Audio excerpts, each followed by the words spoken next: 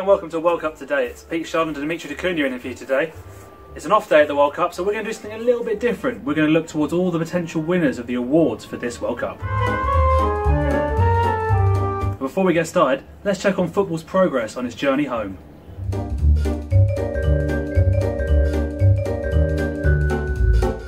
Let's start with the big one, the golden ball.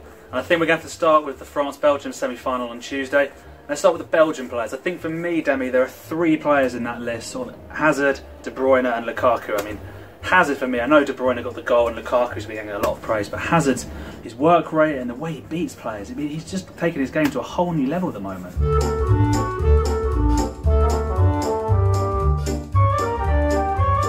What about the other two? What about De Bruyne and Lukaku? Do you think they've done enough so far to be in this discussion? Well, there was talks about just on Twitter of people saying that De Bruyne could be dropped and he's not performing. So he played a different role on Friday, and it worked well. Mertens got dropped, but it made Hazard and Lukaku look better as well. Lukaku has just been so good. That dummy against Japan, that was magnificent. Right, the French players. Anyone in particular that stood out for you? I'd say Varane's been solid. He got an important goal the other day, and obviously Kylian Mbappe. Oh yeah, I mean that match against Argentina, unbelievable. He's not even 20 years old. Yeah, I mean that's just a farce. As for the other semi-final, perhaps not as many players standing out and really putting themselves forward to be in this discussion. But I think for England, the two Spurs players, Harry Kane, Kieran Trippier, I think they're in with a shout, aren't they? Definitely. If you look at Harry Kane, people try and say he scored 3 penalties and he scored headers from like 2 yards out, but goal's a goal. You've got to be in that position.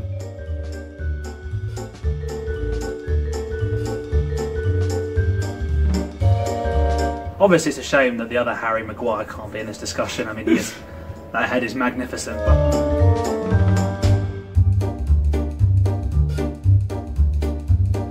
If we're being realistic, it's Kane and then also probably Trippier just for his delivery. I mean, he's been so consistent. Exactly, yeah. It's unbelievable. I mean, we sort of saw it at Spurs, but he seems to have gone up to a whole different level at this World Cup. Right, next up the Golden Glove. I think we should give the keepers a little bit of love. They don't always get that. And I think realistically, all 4 keepers left in this tournament are in with a good shout of winning this award. I think they've all played pretty pivotal roles in their team's performances so far.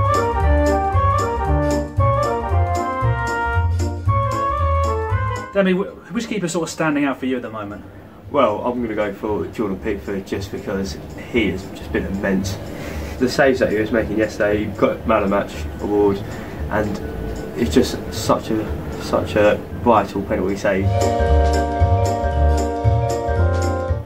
The thing is with him, I wasn't expecting it to be so good. Up until March, people were saying Butland needs to start, and then you saw in the international friendlies his distribution, and that has been so important as well for England. I think for me it's got to be Daniel Subasic. I mean, the penalty saves against Denmark were unbelievable, and then the game against Russia, right at the end he goes down clutching his hamstring. Croatia had used their 3 subs. I think we're all thinking he's going to have to come off as soon as extra time starts, but he doesn't. He keeps on playing. I think it's almost been forgotten that he made a few really big saves in that extra time period, and then that huge stop from Smolov, diving down and then just parrying it away with the zap. Pickford-esque, you might say.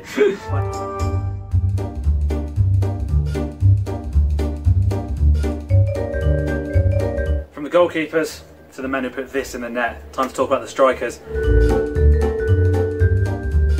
Demi, is it too easy to say it's going to be Harry Kane?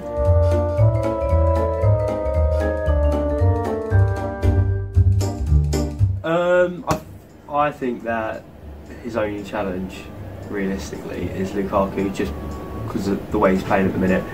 But it's going to be tough to score that many goals against a France side that are experienced. Harry Kane should score more goals, really. Yeah, I mean, you look at it, Croatia, they've played 2 120-minute matches, they've gone to penalties twice, they're going to be drained. A lot of those players are going to have very heavy legs. One of the last players you want to face in that situation is Harry Kane, let's be honest. I mean, France defenders are fresh, they're coming off big wins, like confidence boosting wins. They're going to fancy their chances against Lukaku. I think for Harry Kane it might just be that little bit easier.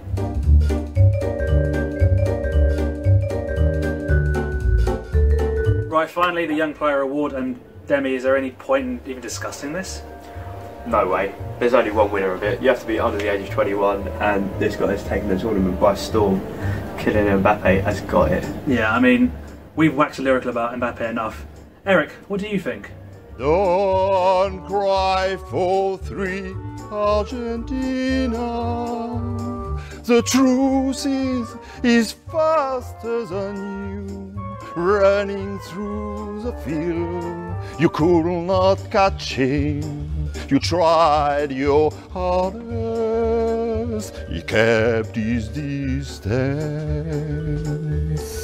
Kylian Mbappe is amazing. Well, there you have it, from the Commissioner of Football himself.